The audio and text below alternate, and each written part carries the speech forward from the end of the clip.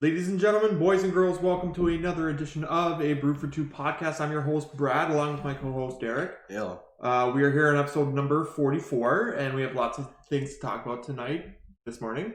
Tonight for them, this morning for us. So in the words of the Black Eyed Peas, let's get it started. As you can tell, our voices might sound different because we are not using our regular mics. We are using the big mic. The big old one. And this week has been a boring week for both of us. I don't know what's going on. Not a lot going on. I watched a few TV shows. One or two. One or two. This week I called it HBO documentary week because I watched a lot of HBO documentary, and it's because Netflix has had nothing on it so far. Yeah, besides for me, Lucifer being released a few days ago. Yeah, watching that was about it, really. And I finished Family Guy not too long ago. Yeah, which is terrifying. It was a show that I was watching because there was nothing else to watch, and if there was something else to watch on the show, I would watch that instead. But it's just been Family Guy because there's been really nothing on. Yeah. I did get into a show called The World's Toughest Race. Yeah, we watched an episode of that the other day, and it was pretty cool. Yeah, and to describe The World's Toughest Race, it's like The Amazing Race, but on steroids. People trekking through jungle and stuff, but trekking through jungle, paddling canoes for 4 hours. Paddling a canoe for 4 hours. It's an extreme endurance race. It looks pretty cool. Yeah. It's adventure racing, and adventure racers are crazy. There's this team that are in their 60s, and and they're called the Stray Dogs, and their team name is the Stray Dogs, and they're in their 60s, and they're absolute legends. They're not even in last, I don't think. Anyways, they were in last. Were they last? Yeah. Yeah. But it's an amazing show. Probably a top tier reality TV show right now. It looks like it has potential, yeah. And it's been around for a while, since '95. Is it really? Yeah. But I also watched a show called Showbiz Kids. It's an HBO documentary. It has many interviews with child actors that are now adults, discussing the highs and lows of being a child actor. Okay. The abuse child actors are on set of commercials and movies, and it had interviews with Will Wheaton. He was in Stand By Me and Star Trek Next Gen, and also Big Bang Theory. Mila Jovovich, Resident Evil, Dazed and Confused. I always forget she was Fifth Element. Jada Pinkett Smith. She was in A Different World. And Gotham. She starred in Gotham for a bit. Mara Wilson, who was Matilda, and she was also the little girl, Robin Williams' daughter, Mrs. Doubtfire. Christopher Walken, he's been in Hairspray. He's been in Seven Psychopaths, Pulp Fiction. Ron Howard, the Andy Griffith Show. When he was a kid, he was on the Andy Griffith Show. He also played Huckleberry Finn in the Huckleberry Finn Tales. He then became a director and directed Han Solo. Okay. Henry Thomas, E.T., and Cameron Boyce, who was in Jessie and Grown Ups, and that one film, The Descendants. There was a Disney film with a bunch of... Oh, yeah. I remember that one. Yeah, I had The Descendants of the villains of Disney. Yeah. So, and then it also had this interview with this 100-year-old actress who was a child in the 20s and did a lot of child stuff in the 20s. But they really got into the uncomfortableness of the female child actors on the show because of them being sexualized. Because them why don't you put on this makeup and wear this? And it's just just weird. It's just weird. Yeah. And also talks about the child actors becoming child stars and not liking the spotlight.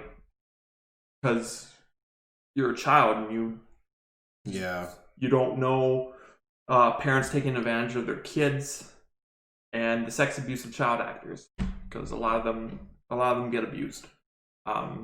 Because it also went into the Me Too movement a bit. Oh, okay. Yeah, it also like Evan Rachel Wood was also in an interview, and she's been in Across the Universe and 13. If you saw 13, and she's now in Westworld as the main villain in Westworld, kind of anti-hero, I guess. But she talks about how like somebody won an award and she couldn't be in the room because she knows what this man has done. Oh. So she couldn't be in the same room, so she like had to leave and stuff. That's not terrifying. Like, fuck. Yeah. I also watched Speed Cubers. It's a documentary on Netflix. About 40 minutes long, so it's not that long. It's a documentary about 2 world record holders of the fastest time solving a Rubik's Cube, which is 10 seconds. Yeah, I don't understand how people can do that, because like my brain is like, no, that doesn't. It follows 2 kids, Max Park and Felix Zemdegs, right before the World Championships in Melbourne, Australia. Okay. Both guys are about the same age. I think Felix might be 2 years older than Max, or 1 year older. The documentary follows Max Park more than Felix because Max has a story. Max's story is when he was younger, he was diagnosed with autism, and cubing has become his life. When I say cubing, I mean that's what the Speed Cubers call it. That's what the Rubik's Cube players call it. They call it cubing. He beat Felix's record one-handed. Okay. Jesus Christ. That's insane. Well, that's actually insane. He posted a video on YouTube saying, "Ha, I can beat that record," and he did it with one hand. Jesus. Even though, like in this documentary, Max and Felix are rivals, they also become best friends. Like, it will bring a tear to your eye, and it's definitely worth watching. I know when I was watching it, it brought a tear to my eye because it's like, because his parents found out he had autism, it's just like, okay, so we're gonna have a little bit more tougher job in parenting than most parents. Yeah. And they really like Max's mom says that he like, I didn't really connect with him until like we were playing around, and he like, we had this tent and he's like, come in the tent with me, mom, and it's just like, oh, okay. And then well, it's just they're imaginatory playing. Okay. So it's just like, and they had a tent and they were playing with like they were sword fighting basically with like plastic swords or rubber swords or whatever. And they go into the tent and his dad's videotaping, and he tells his dad, no, you can't come in. And it's like, Jesus. Yeah. And his mom says like, that's the time where I felt like I actually attached myself to him. I became a mother. And then also like his mom learned how to solve the Rubik's Cube and taught Max how to solve the Rubik's Cube, and then Rubik's Cubes became his life. And then he hasn't won all the time. He doesn't win all the time, but he's won a good chunk. He's set records, but and it also talks about what happens is when cubers become adults, because a lot of it's kids that can solve it in 10 seconds. But when cubers become adults, yeah, they stop cubing because there's other things to do. There's other things to focus on. Being an adult. Another thing I watched was Mel Brooks Unwrapped. It was okay. Just talked about Mel Brooks' life. Funny man. Yeah. The guy who interviewed him was his like best friend, like one of his close friends, and it was funny. It's like, oh, who are you? Why are you doing this? Get out of here! Go! I don't want to interview. And like, he just, it's like, but sir, we called. We're doing this, and he's like, no, we're not. It's like, and it's like, and then he uses Mel Brooks' real name. There's this hilarious there's this they go into the hilarity of the Mel Brooks movies, like Young Frankenstein. It's basically Young Frankenstein. I know Young Frankenstein did a musical not too while back. Okay. And they talk about like his early work too. Like there's this movie he did in the 60s where like I don't know how he got the rights, but there's a music part in the movie and they sing about Hitler. Oh, it's Nazis singing about Hitler from a Jewish director. So it's really funny. Yeah, that's not weird at all. That's no, the song is actually hilarious. Another HBO documentary I watched was Swipe. It's Swipe hooking up in the digital world. Okay. Documentary talks about how Gen Z and millennials are attached to their smartphones. Yeah, I think you told me about this one yesterday. Also about the rise of internet dating, such as Tinder, Bumble, Hinge, POF, OkCupid, Match.com. There's a lot. Yeah, discusses how there are more short-term relationships than there are long-term relationships now, and I get that. I understand that, being a man that is on all those dating apps that I mentioned, except for Match.com, because Match.com is just a... Yeah, it's not. Yeah, yeah, it's they need to get with the times. Yeah, but just the people they interviewed in that documentary, I'm just like, you guys are tools. Yeah, like the bros, like they interviewed bros talking about hooking up with two girls at one party, and like these guys are just wife beater wearing, backwards cap, hockey hair D-bags, and it's just like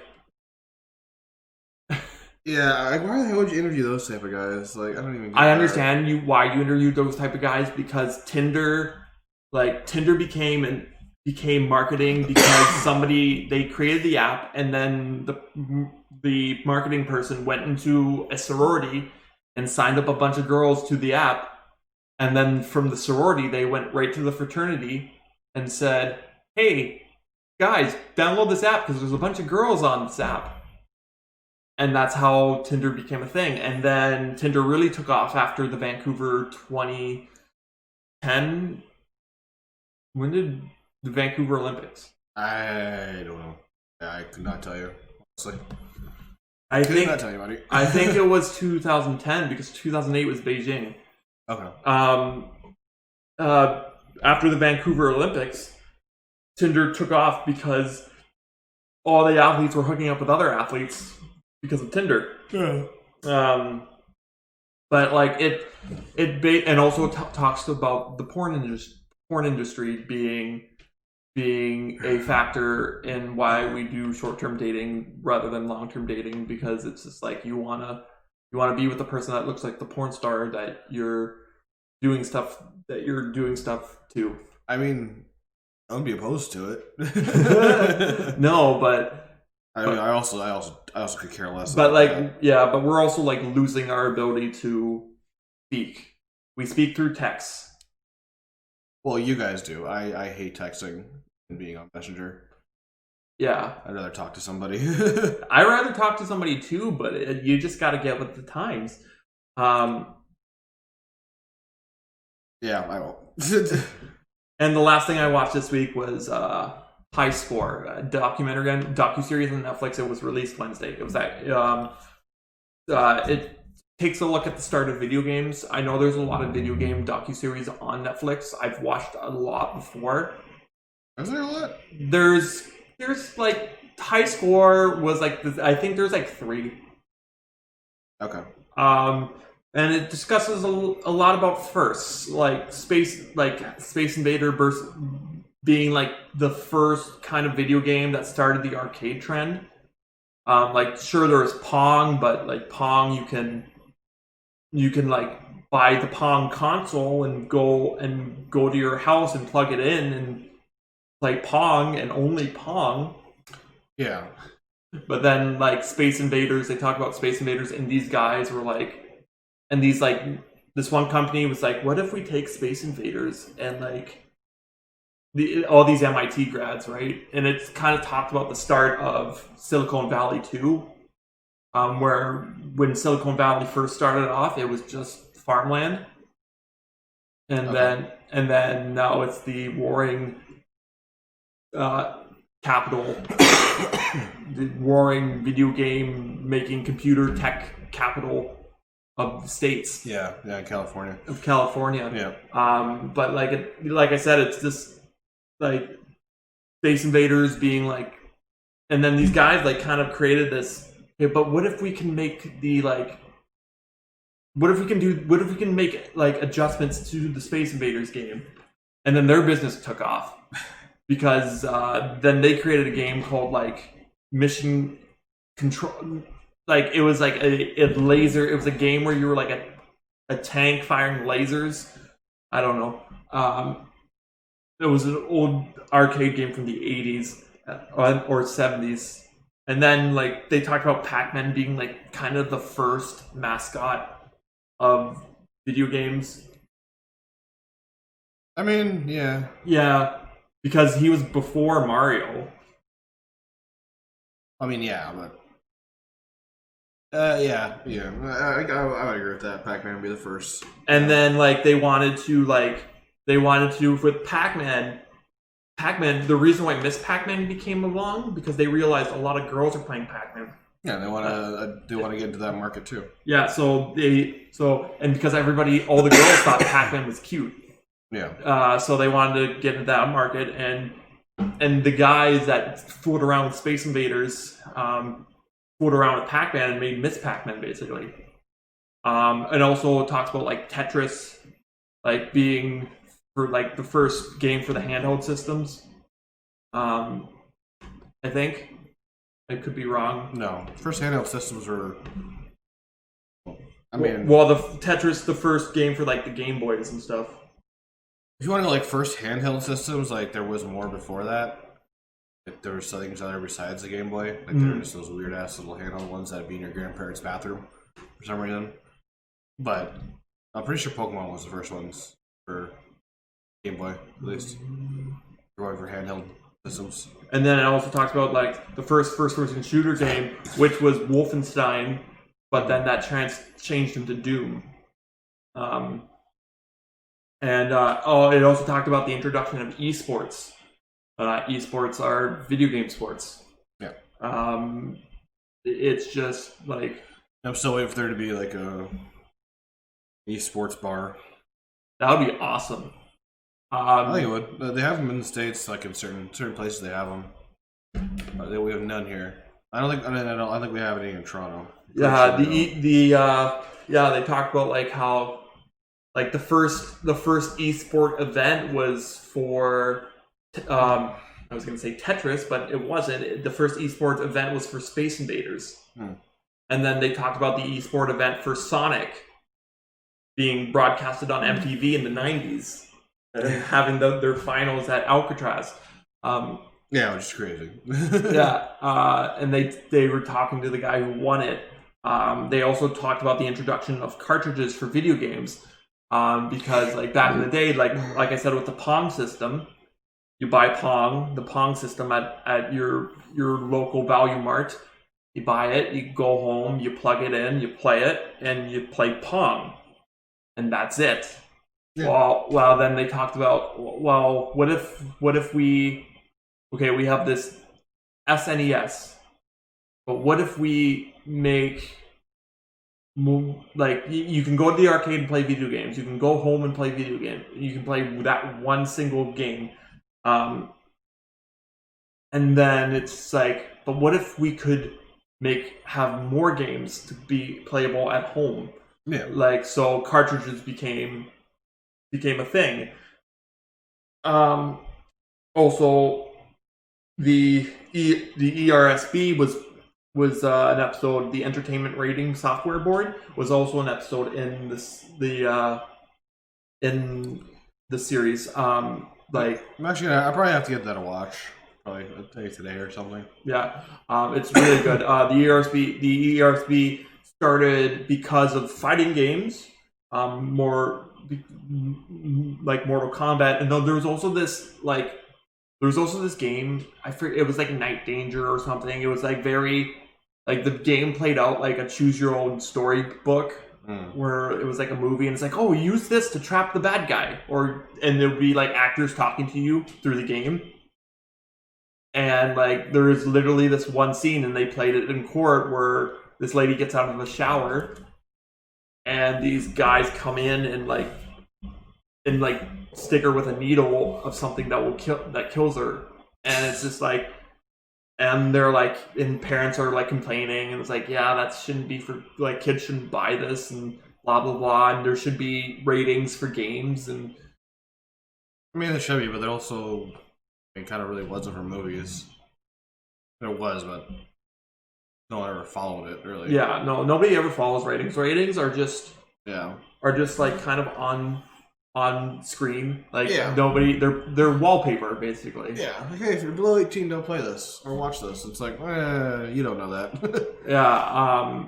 And then the last thing, the second last episode was talking about fighting games like Street Fighter and Mortal Kombat. Yeah. The Street Fighter was a game made in Japan. And in the original Street Fighter, you're just either Ryo or Ken. Yeah. That's who you were. It was always Japan versus the States. And then these guys were like, Street Fighter 2, what if we introduced more characters? What if instead of 2 characters, we had 8? And then it became, okay, let's add that guy who wears like the hat and Guile. I don't watch about Street Fighter. Let's add the United States military guy. Yeah. And the M. Bison, the tall. I know more Mortal Kombat than I do the tall Street Fighter. The tall, and then it was talking about the guy who invented Mortal Kombat. Yeah. Mortal Kombat was from the States. Yeah. Was invented in the States by this guy. I forget his name. But he really liked watching Bruce Lee movies. Bruce Lee movies were his thing. And he loved watching Jean-Claude Van Damme movies. And he was like, what if we, okay, Street Fighter's cool and all, but what if we kind of crossed the boundary a bit? And Mortal Kombat did that thing. Also, fighting games also became a thing because the Street Fighter creators, too, went to live wrestling events to see how things worked. Okay. So, and that's how they did their homework. That's an awesome way to do your homework. Go to a live wrestling event and it's like, okay, so he did a back suplex there, maybe we can... Oh, he did a drop kick. How can we get this in the game? How can we get this in the game? Oh, he just spiked him on his head. Okay, let's try this. And it's gotten this... It's awesome. There was also the docuseries also cheap plugged the Oriental Wrestling Entertainment, the OWE, which is a wrestling organization based in Japan or China. I don't remember where. But that was all the stuff I watched this week. That was it. That was everything. I watched really nothing. I just continued watching Sons of Anarchy. How far are you in Sons? Season 4 or 5. Yeah, they're all on Netflix now, eh? Yeah. It's the only reason why I watch it, because it's on Netflix. It's been a long time since I watched it all. I just can't watch that show. I just can't. I'm just like, I try, I look at it, and I'm like, for an AMC show, I'd rather watch Breaking Bad. Yeah, I finished the newest season of Lucifer yesterday. And that's about it. I'm just waiting for season 6 for Lucifer. Which should be... next year. Oh yeah, because they just released... Okay. Yep. So, we have a lot of news to talk about today. First up is they're remaking Planes, Trains, and Automobiles. The original movie came out in 1987, starred the actors Steve Martin and John Candy.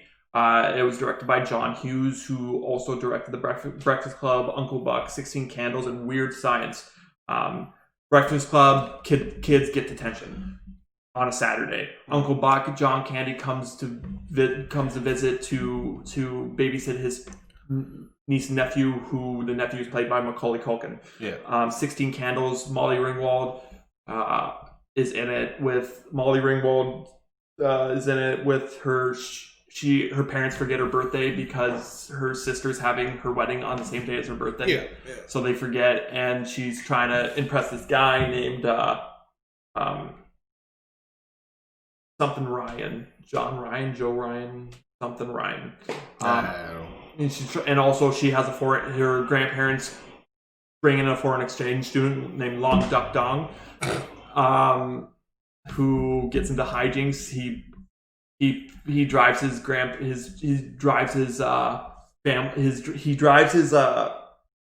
grandparents' car into a lake. Okay. There's a famous line where it's like, "Dong, where's my automobile?" And he like wakes up and it's like, "Automobile, big lake." Weird Science stars Anthony Michael Hall, and he creates a robotic babe.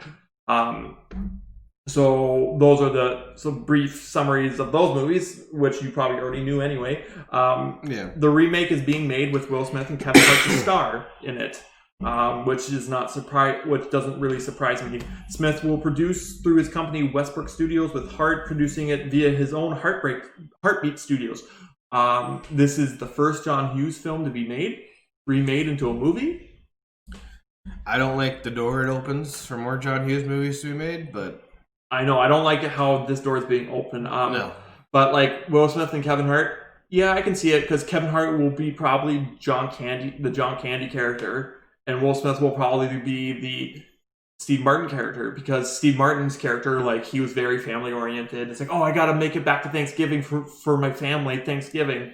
If they're trying to recapture that, like, I don't know, that just chemistry that John Candy and him had, like, I think a better fit would have been Kevin Hart and The Rock.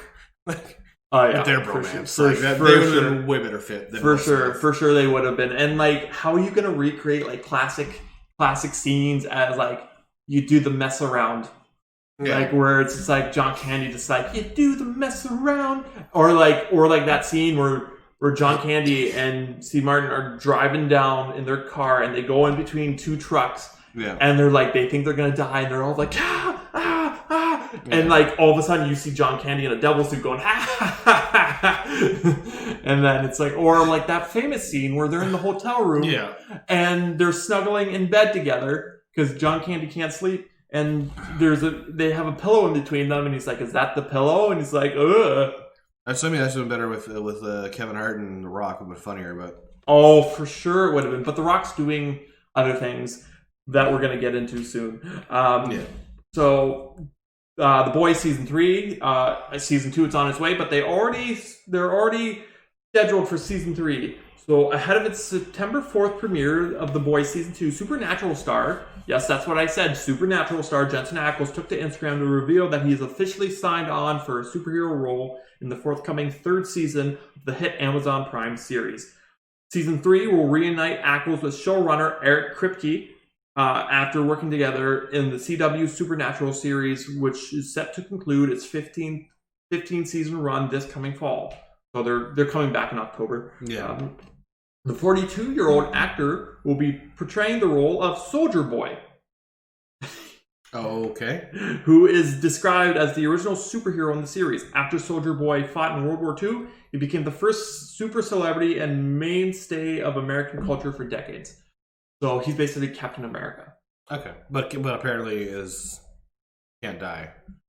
Yeah, it doesn't age ever. Now don't forget The Boys fans. The Boys aren't actually the people in The Boys aren't actually superheroes. No, they're just made to look like superheroes. Yeah. Well, I mean, some of them actually do have powers, but like some of them do have powers, but most of them are just like, we haven't done anything. Like we don't do anything. We just show up just as the events are ending to get the publicity from. It's a good show. I would say. Go watch it. It's a great show. The guy who plays Homelander. Yeah. It's amazing that he's just a psychopath. Yeah. Like, and he plays it well too. And like, there's a like, and like, just like the first episode will shock you. If you watch The Boys season 1, the first episode is kind of shocking because this girl gets inducted into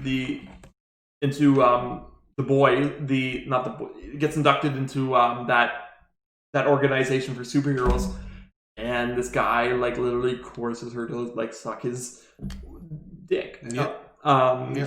So, and I guess in the comic book that was Homelander, not the Aqua guy. Oh, okay. Yeah. So, but that actually made more sense. Yeah. I guess, but yeah, and then now there's season 2 coming out, and season 2 is gonna be great. Yeah, probably. Yeah. Netflix Shuffle. So Netflix is testing out a shuffle play option for their indecisive subscribers. With so many people at home and streaming different content, some viewers may need some help finding something new. The streaming service has rolled out the shuffle play feature for certain subscribers all over the world to help remedy the problem of having way too much options. The shuffle play feature takes into account movies and TV shows that subscribers have watched in the past. It takes either something that has been watched before and it loads it, or picks it up, something random that their algorithm thinks a viewer would like to watch based on previous watching habits. All in all, it seems like a way to shake things up for someone who has logged a lot on time on Netflix over the past few months. So Derek, what do you think of this shuffle option? I was surprised that it wasn't in before, to be honest. It definitely just seems like something that should have been there in the first place. But then again, when I go to Netflix, I'm not looking for random shit. I'm looking for specific stuff usually. Yeah, I'm looking for specific stuff too. I mean, it's cool, and I'll probably try it out for sure. Do I think I'll use it all the time? Probably not. It'll probably be one of those things where I'm just bored. I'm like, I don't know what to watch, and then I'll just hit the button and let it do its thing. Well, yeah, it's definitely there to help people who don't know what to watch. Yeah. So they hit shuffle and like, oh look, a How I Met Your Mother episode. Oh look, a Community episode. Oh look, a Breaking Bad episode. It's just. I was saying, it also might introduce you to some new stuff too, right? So you never know. Yeah, but it's all based on what you watch. Yeah. It's all based on what you watch. And which for me is like good because I watch literally everything on Netflix. We took from the anime to the random TV shows to Netflix originals to old movies to new movies to Netflix movies. Yeah, so it's good for your demographic. Yeah. Me, I'm more of like I log on to Netflix, see something I want to watch it all. Yeah, and then you're done with Netflix for like a week. Or unless like a month, unless something comes on. Or 2 months, or like 3 months. Yeah, unless something else comes on there or something. Yeah. Because like right now, like the only thing really I'm watching on Netflix is The 100. Yeah. And The Flash is not coming until 2021. Yeah. The new season of The Flash is not coming to 2021. Yeah, I mean, I have no reason to be on it either now, just because I watched Lucifer, and now it's kind of, I don't really know what else to watch on there. Yeah. Spider-Woman might be coming soon. Ooh. Sony Pictures has a new project in the works with Olivia Wilde. So as the filmmaker who has just signed on to direct a female-centric Marvel movie for the studio. So this is not an MCU. This is Sony. Okay. So Wilde made her directorial debut with the comedy drama movie Booksmart, which earned the actress turned director great critical acclaim. For her new superhero movie with Sony, Wilde will be returning with Booksmart co-writer Katie Silverman, as Silverman will be writing the screenplay. As of now, it hasn't been revealed which project Wilde will be directing for Sony, as the studio and Marvel offered no comment to the news. However, Variety sources speculate that the unnamed project could be the official Spider-Woman movie. Back in May, the outlet has reported that S.J. Clarkson had signed on to develop the first female-centric Marvel movie for Sony, and their sources claim that there's a strong possibility that the movie would be starring Spider-Woman. Now, Spider-Woman, she's not Spider-Man. No. Spider-Woman is a superhero by the alias. Her alias is Spider-Woman, but she goes by Jessica Drew. And kind of think of it like Batwoman almost. I mean, yeah, pretty much the same thing. I mean, I guess kind of ish. Yeah. Sort of. Like, I don't know much about Spider-Woman, so I can't really comment too much on it. So, Jessica's powers derives from her mother's womb being hit with a laser beam containing DNA traits of several different species of spiders while she's carrying Jessica. After Jessica's parents disappear under mysterious circumstances, Jessica is recruited by Hydra under false pretenses, where she's made into a formidable fighter and assassin. She's trained and mentored by Taskmaster, who trains her in many martial disciplines and more than 7 different fighting styles out of her own arsenal. Now, Taskmaster is going to be the MCU Black Widow movie, so they're going to have to spin that somehow. Yeah. Yeah, good luck with that one, guys. And the addition, so the Drews, blah, blah, blah, Jessica's father, Jonathan, was found in a uranium lab, blah, blah, blah. So that's what her backstory is. So, I mean, they're going to have to spin this some way. Because, like I said, MCU is using Taskmaster for the villain of Black Widow. I mean, it could also not defeat him. Black Widow. Like they're probably gonna spin it the same way they spun Logan, where in the old man Logan comic books, it's him traveling around with Hawkeye. And in the movie, it was him traveling around with Professor X. They're gonna have to spin it in some way. Yeah. More superhero news. BatFleck is back. We're getting 2 Batmans for the price of 1 in the Flash movie. It has been confirmed that Ben Affleck will be reprising his role in the upcoming Disney Comics adaptation, even though he's retired to the part after he released the Justice League. Affleck will be starring alongside Batman as Batman Returns star Michael Keaton, who was previously rumored for the movie but now has been confirmed. According to news reports, Ben Affleck received the script for The Flash recently and has agreed to come back as Batman. The movie will be an adaptation of the Flashpoint storyline, which will see Barry Allen messing with the timeline and slipping into the DC multiverse that will allow Michael Keaton's version character to appear. I'm super excited for this movie.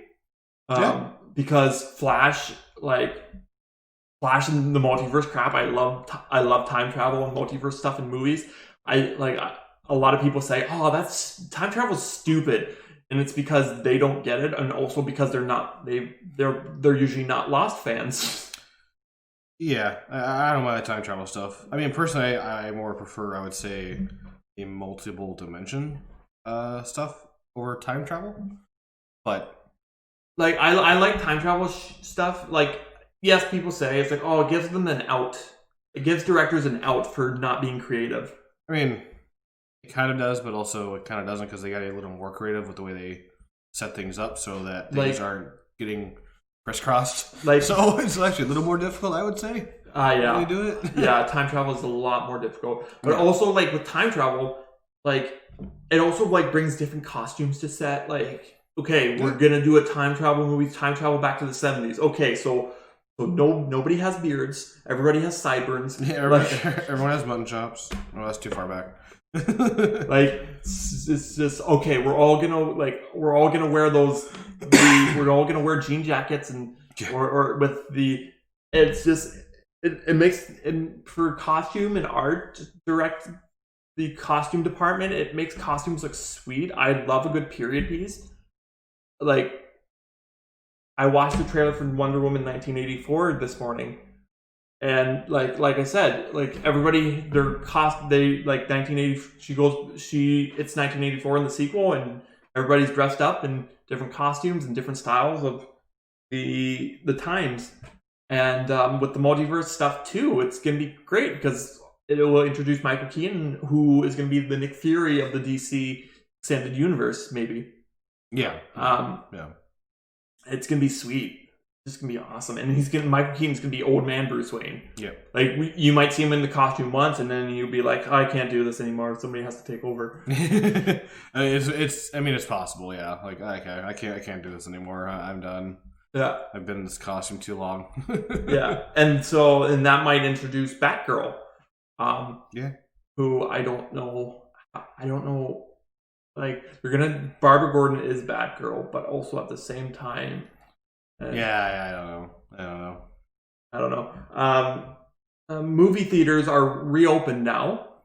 Good news. Cineplex Inc. says all its theaters and entertainment venues will be open later this week, which technically was Friday. Yeah, the Toronto, technically 2 days ago. The Toronto-based movie exhibitor says 164 theaters, 1,687 screens, and 10 entertainment complexes will be in operation again by Friday, which, yet again, this is Sunday. We're recording this podcast, so Friday's already happened. Cineplex has gradually been reopening its location over the past few weeks. I know the one in Niagara Falls is open, following the closures related to COVID-19 pandemic. Yeah. The company believes the return of all its theaters makes it the first of the world's major film exhibitors to reopen its entire network of locations. I know in the States, the AMC theaters in the States are reopened. Yeah, I don't think they're probably the same as here, where they're just like very limited seating. Yeah. I know you have to buy your ticket before you even go into the building. Which, I mean, honestly, that should probably just be for all future movies. Yeah. Everyone has phones now. Like, there's no reason to not be able to book your movie in advance. Oh yeah, and if you're a true movie buff, this would be a good time to go because they're showing a lot of old movies. Yeah. Because literally nothing has come out. Nothing is coming out. Well, I just saw a commercial for a movie that's going to be coming out soon, and it says in theaters August something. Or I don't know, no clue. But right now they're showing a Gerard Butler movie. They're showing Big Lebowski. Nice. I know last week they were showing Jaws and Star Wars. Empire Strikes Back. Yeah, we should have went and fucking seen that. Honestly, they're showing both Spider-Man movies: Spider-Man Far From Home and Spider-Man Farther From Home. Oh, okay. Spider-Man Homecoming and Spider-Man Far From Home. So they're showing both of those. So like you could literally do a back-to-back Spider-Man. Yeah, I know you definitely could. And now would be the fuck. And now would be the time to do it because Spider-Man 3, the third installment, will be coming out probably in the next 2 years. Yeah. And so like if you're a movie buff and you go online and check the showtimes, you might see something you like. Yeah, especially now if you're still off of work, go support the local movie theaters because they might not be around much longer. And our last bit of news today. So DC had an event this weekend called DC's FanDome. Yeah, I didn't see much on this. I only seen the reaction on Twitter of it. Everybody hashtagging that. I was like, what's going on? Well, DC FanDome was this weekend. And there was a lot of announcements. I have a few of them here. So Gotham Knights was announced, the new video game in the Arkham series. Developed by WB Games Montreal, who developed the forgotten game in the Arkham series called Arkham Origins. I never forgot about Arkham Origins. I completely forgot about Arkham Origins. I did. Because it's just because it wasn't like it was after Arkham City, and it was just it was good. I liked playing it, but also at the same time it was like it didn't feel like a Batman game. Oh, okay. So the original Arkham games were developed by Rocksteady Games, which Rocksteady and WB Games Montreal, they go hand in hand with each other. Yeah. But in this Gotham Knights game, you can play as Batgirl, you can play as Robin, you can play as Nightwing, and you can play as Red Hood. Yeah, but not Batman. Not Batman. Does not feel like a Batman game anymore, though. I did watch the trailer and watch gameplay for it. It does not feel like a Batman game. Yeah, he said it's basically regressed. It has an RPG like combat system where like you're fighting, you're kicking somebody's ass, and like numbers are flying everywhere. Yeah, so that means they're probably gonna have some sort of gearing system in it, where like you just get better gear throughout the game. Mm-hmm. So that's gonna be So coming in 2021 for the PS5, Xbox Series X, Xbox One, PS4, and PS4. Rocksteady Games, though, the reason why they didn't do this game is because they're focused on another game, Suicide Squad, the game. I mean, probably, yeah. If I had to guess anything. A Suicide Squad game called Kill the Justice League. And then we got our first look at the Batman. Yeah, the Robert Pattinson Batman. Yeah. It looks like it's going to be a gritty take on Batman. Riddler and the Penguin are going to be the villains in this movie, played by Colin Farrell and Paul Dano. Colin Farrell, Penguin, Paul Dano, Riddler. Robert Pattinson looks like he will be a good Bruce Wayne. Kind of emo looking. I mean, there's already memes. Yeah. There's already My Chemical Romance memes. I mean, couldn't really expect too much from that. I mean, it was going to happen. Batman's cape and cowl look nice. Yeah. The cape and cowl look nice. It's not like Ben Affleck's Dark Knight Returns costume or as slim as Christian Bale's costume, but it kind of, and he just looks like he can kick ass. Like the one scene in the trailer is like what the hell are you? Like, who the hell are you? And he just drags the guy over and is like, bam, bam, bam, bam. Just freaking scorpions him. Yeah. Also, Jeffrey Wright is in this movie, who was he's been in Westworld and other stuff and Interstellar. But Jeffrey Wright's in this movie and he looks awesome as Commissioner Gordon. Like, he can do Commissioner Gordon justice. Yeah. Because, like, nothing against the actors who played Commissioner Gordon in the past, but, like, this guy looks like he can do Commissioner Gordon really well. There's some people who can do the roles, some people just can't. Like, I mean, Michael Caine was a great fucking Alfred. Yeah, Michael Caine was the best Alfred. Yeah. But, like, Commissioner Gordon, like, I didn't buy J.K. Simmons as Commissioner Gordon, or I didn't buy freaking Ben McKenzie in Gotham as Commissioner Gordon. Is it maybe a young Commissioner Gordon, maybe? Yeah, but like... That was supposed to be young Commissioner Gordon, right? Yeah, it was supposed to be young Commissioner Gordon, but also at the same time, like... You said J.K. Simmons. That was the guy in the Dark Knight franchise movies, right? No, J.K. Simmons... No, J.K. Simmons was in the Justice League as Commissioner Gordon. Oh, yeah, no, I didn't know. And also freaking Sirius Black. Who... Do you remember who did Sirius Black in Harry Potter? No. Gary Oldman. Gary Oldman. He was Commissioner Gordon and he was a good Commissioner Gordon. He's a great Commissioner Gordon. Oh yeah. Yeah, but like Jeffrey Wright's Commissioner Gordon, because he's done that role in the past of the smart guy who's kind of like calm talking and like he's very very, and even in Westworld season 3 when I watched it, he looked like he could kick some ass. Because he was kicking ass in that movie. Yeah. So the Batman looks great. Can't wait for it to come out. Yeah. Another movie I can't wait to come out: Wonder Woman 1984. Yeah. Gal Gadot's back alongside Kristen Wiig, who plays Cheetah, a arch rival of Wonder Woman, and also Chris Pine, the other Chris Pine, the Chris that nobody really talks about. Chris Pine is back. Yeah. I don't know how that's gonna happen. I don't know, because he literally got killed at the end of the first movie. Yeah, he died at the end of the first movie. I mean, unless somehow he was saved and like frozen or something, or this is like a clone that somebody made of him.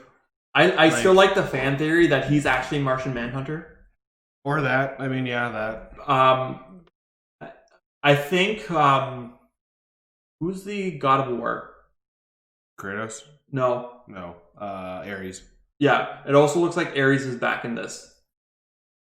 Now, he was definitely killed at the end of... No, but if you watch the trailer, it looks like somebody... If you watch the trailer, it looks like somebody is... Like, Cheetah is the arch rival, but it looks like somebody's, like, telling Cheetah what to do. Oh, okay. So... Yeah, maybe he was wounded or something, and then they saw kind of off on the sidelines now, and, you know... And, like, how can you kill a god? How can you kill a god? Like... With another god? I guess, but unless you're Kratos, how can you kill a god? I mean, I don't know. Batman made Superman bleed, so right? I guess. They also introduced there's a new Netflix series coming soon. It's called Neil Gaiman's Sandman, which is a DC comic property. Don't really know too much about that.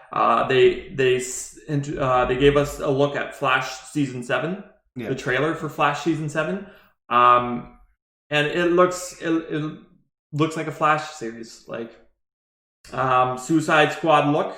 Sequel directed by Will Smith. The sequel to the Will Smith movie from 2016. Will Smith is not going to be in it. Directed by James Gunn, and the same director who directed Guardians of the Galaxy. You can look at this and find out who is playing who from the first look. I know John Cena is going to be in this one. He's going to be playing a hero called the Peacemaker, who is basically, he doesn't like violence, but he will do violence to protect the peace. And in non-lethal ways. Makes sense, yeah. Non-lethal ways. They also gave us a look at like Idris Elba's character and stuff like that. So that looks like it's going to be a lot of fun. Well, I mean, I'm still one of the few people who I guess actually didn't like hate Suicide Squad. I didn't like care. I mean, I didn't like absolutely love it, but I also didn't like absolutely despise it and think it was like the worst fucking take on the Joker and all that kind of stuff.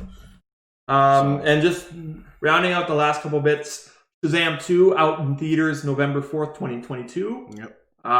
Black Adam.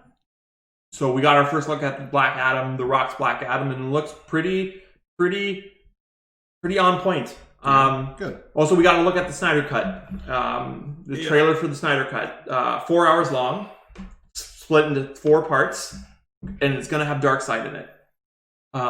He was supposed to be the original villain of Justice League, wasn't he? Well, no, it was supposed to be Steppenwolf, but there's the Justice League movie was supposed to be 2 parts, and the movie we saw in theaters was supposed to be part 1. But then they decided, let's not go with 2 parts. Let's just go with 1 part. I mean, yeah. Well, they're also trying to follow the Avengers formula, right? Which unfortunately doesn't really work too much for DC. No, they try to rush it. Like they gave Superman his own movie, Wonder Woman her own movie, Aquaman his own movie, and then they're like, Batman doesn't really need his own movie. Let's introduce Batman and Batman v Superman. Which, I mean, I understand most people know who Batman is. Well, but most people also know who the fuck Superman is, so why did he need his own movie? But also, like, I would have loved Ben Affleck in a solo Batman movie. Actually, he was supposed to be in this solo Batman movie with Robert Pattinson, but he decided not to go with it, so... Well, after the backlash from Justice League, I'm not surprised. Yeah, exactly. And also, we have Aquaman 2 coming in 2022. So... Mm-hmm. And that ends the DC FanDome event. For this week, there's a lot of DC stuff this week. A lot of DC stuff that was announced this weekend, and if you were a DC fan, you would love this weekend. You would love like what got announced. It was great. It was a great event. And other than that brings an end to the news segment. Yep. And on this day in film and television, nothing really happened. Nothing really happened.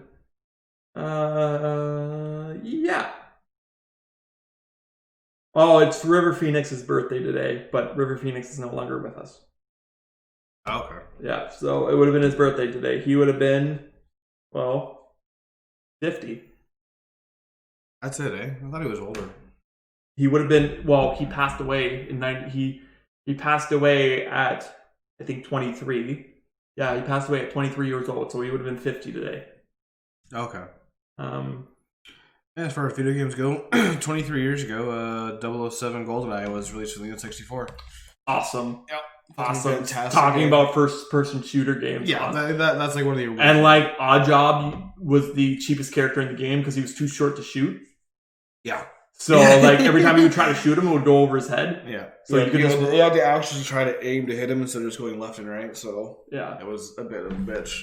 Because the aiming system in that game was so bad. But, like, with that being done, we are now finished with another episode 44 of A Brew for Two. You can follow me on all social media at GingerFin92. Yeah, and you can follow the podcast at A Brew for Two podcast on all social medias, and you can follow me at King Derek on all social medias. Go follow my Twitch at King Derek with 2 Ks. With that being said, good night, everybody. See you guys.